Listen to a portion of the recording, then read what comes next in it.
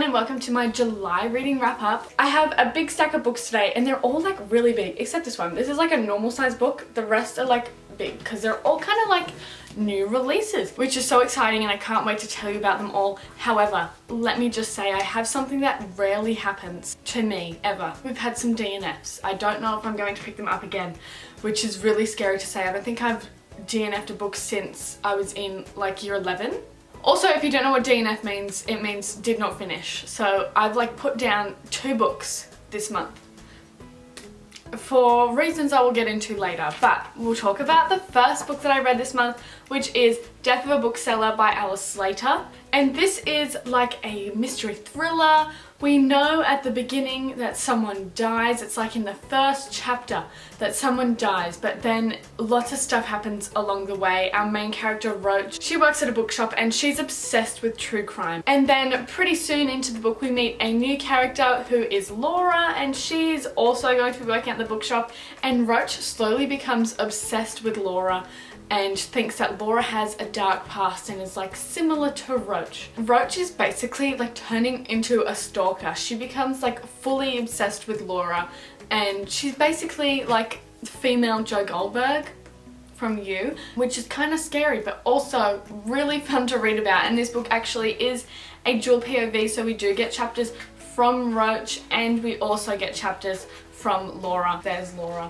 So it's so interesting to read about the perspectives of both of these characters as Roach's obsession becomes a little intense towards Laura, and we get to see how she feels with it as well. Also, another fun thing that isn't really too much related to the story, it's basically just like the layout of the book, but Roach has a snail, its name is Bleep, but while you're reading the book, Bleep is sometimes at the bottom of the pages. I think it's like every 10 pages, and then the further along you go, the further along Bleep is on the page. Basically, when you see the snail going further across, you're nearly finished with the book, and I love that. It's so fun.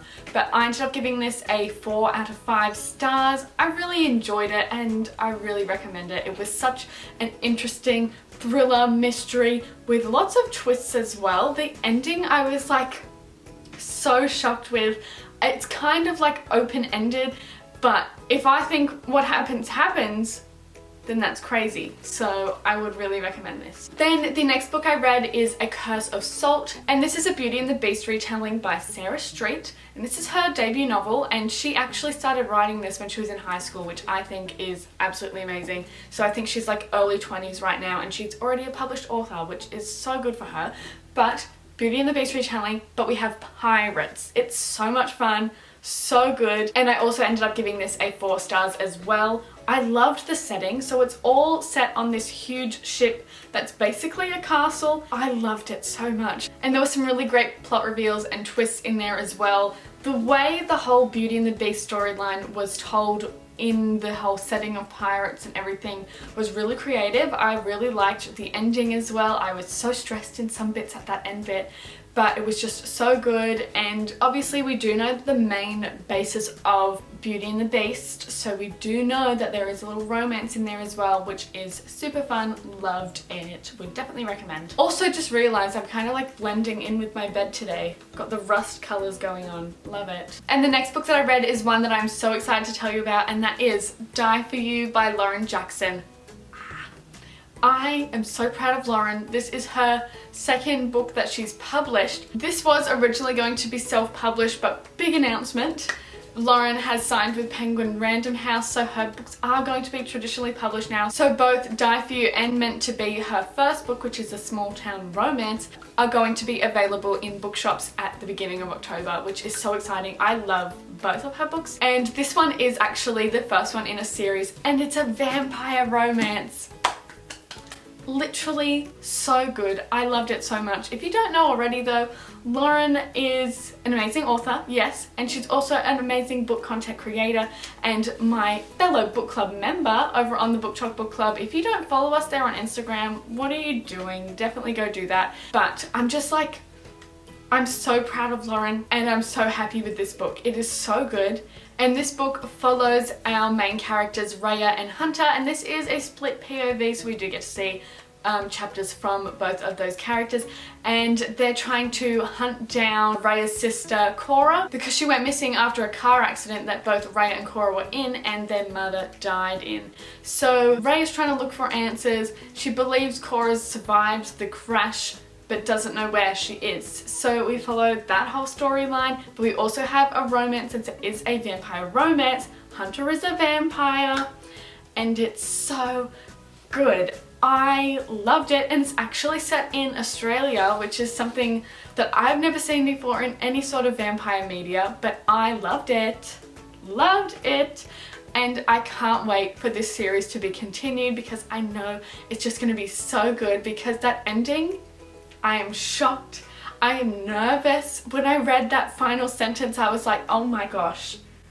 Freaking out a bit, but I am so excited to continue the series. I ended up giving this a 4.5 stars. Cannot wait to buy myself a physical copy when it comes out in October. And the next book that I read is Sing Me to Sleep by Gabby Burton, and this is another debut fantasy. So this is a YA fantasy and it follows sirens, and in this world there are actually quite a few magical creatures. We have sirens and fae and witches. There's also humans, but they're humans, so you know. But in this world, fae are kind of like the elite in the society. The royals are fae, and then all like the commanders are basically fae, and they kind of rule everyone and treat everyone else as lesser. So the witches and humans in the world are not treated very well at all, and sirens shouldn't exist in this kingdom. But Saoirse, our main character, she is a siren, so she's had to hide her identity her whole life, and then later she ends up having to work for the prince in order to save her sister who has been blackmailed. So there's this whole big ordeal, and it's so interesting. Like, that whole blackmail storyline is so good. There's also like a start of like a forbidden romance between the prince and Saoirse, because obviously sirens aren't meant to be around, and she's trying to hide her identity, but then the prince likes her, but the prince also doesn't like sirens because Siren was responsible for the death of his brother. It's a whole thing, and it's just so good. I loved it. There was so many twists, so many points where I was like so stressed for everyone, but I'm just like blown away by how good this was. The writing was amazing, and I just loved it all so much. And there is a map, which is super fun. I love a good fantasy map. And I ended up giving this book a 4.25 stars. Also, something that I have to say is I didn't realize this was going to be a series. For some reason, I thought it was going to be a standalone. It's not, which I'm actually really happy about, because the ending was like somewhat a cliffhanger, not like a super big one, so I'm not like super stressed trying to wait to see what happens next, but I will definitely be picking up the sequel because this was so good. And after reading those 3 fantasy books in a row, I feel like I needed a little break from fantasy. So I read the first short story in the Loathe to Love You novella, which is Under One Roof. And all the short stories in this novella aren't too big either, so I think this one that I read was only 122 pages. So it was the perfect palate cleanser between all these books that I've been reading, and I really enjoyed this. I ended up giving this a 4 stars, and I'm really excited to read the rest of the novellas in here because they're all interconnected. So our first main character, Mara, we see her talking to her friends Sadie and Hannah, who I believe are going to be the other 2 people in the other stories. So I'm really excited to see that. This story in particular was kind of like a forced proximity trope, and it follows Mara as she moves into this new house in DC after getting a new job there, because she actually inherited this house from her university mentor. So they were like really close, and the mentor was basically a mother figure to Mara, and she left this house to Mara. But the twist is this house is also partially owned by the mentor's nephew, I believe it is. And so they're having to live together. Obviously, romance ensues.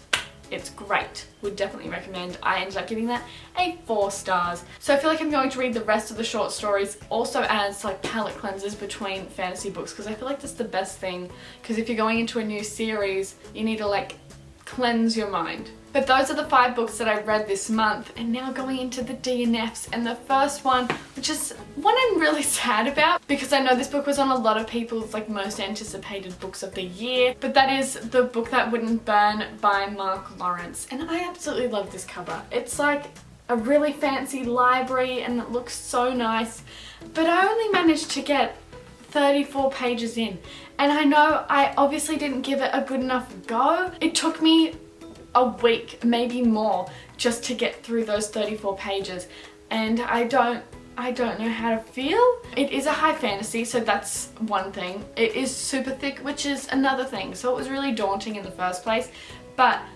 it wasn't what I thought it would be, because it is an adult fantasy, because it is like a high fantasy. I believe it's going to be like really confusing to follow along, but the main characters are like really young. I think they're like 8 or 10, and I don't know how to feel about that. I was like, oh, they're children, but this is an adult fantasy book. Like, what, is it going to be murdery? Are the children going to die? I don't know what's going to happen, but I don't really know if I want to find out, which is a bad thing. I've looked at the Goodreads reviews and it's got like lots of good reviews, but if you've read this book, please let me know if it's worth continuing, because yeah, I'm just like stuck on the 34 page mark, and I don't know if it's worth continuing. And then the second book, I think I made it to the 6 page mark, and that would be Gods of the Weirdwood. And this is by R.J. Barker, and there is a common denominator between these two books. They're both really thick, they're both high fantasy, and they're both written by men, which I don't know if that says something, but it could. I don't know. This, it also just seemed really scary because of how thick it is. I think it's over 600 pages. Yes, it is. So that is a big thing. I mean, the font actually is quite large, so that's another thing that might not make it as scary if I do decide to pick it back up, but it's just like really dense, and I just don't know what to think of it. Like, it seemed interesting enough, but the main reason why I couldn't be bothered to read these books is because I really wanted to read Fourth Wing. I am actually halfway through it and I have been annotating it. I am making a reading vlog for this, so that should be up within like the next 2 weeks. I'm loving this book so much, but I'm not going to say anything more about that. But I think that's why I had to like put down these, because I was experiencing extreme FOMO because of Fourth Wing. I've been seeing like so many reading vlogs on YouTube, or seeing so many TikToks relate to it, and I've had to skip them all because I don't want to get spoiled for Fourth Wing. And I might end up getting back to these books after I'm done with Fourth Wing, but I'm not holding out hope for them either, because I don't know, I'm kind of scared because they're really thick. But that was everything that I read this month. I would love to know what you read this month as well, so don't forget to put them in the comments, or if you've read any of the books that I mentioned today, please let me know what you thought. And if you like this video, don't forget to give it a thumbs up, subscribe, and hit that notification bell so you don't miss any new videos from me, because I post every Saturday and you don't want to miss a new video. But I will see you next week. Goodbye!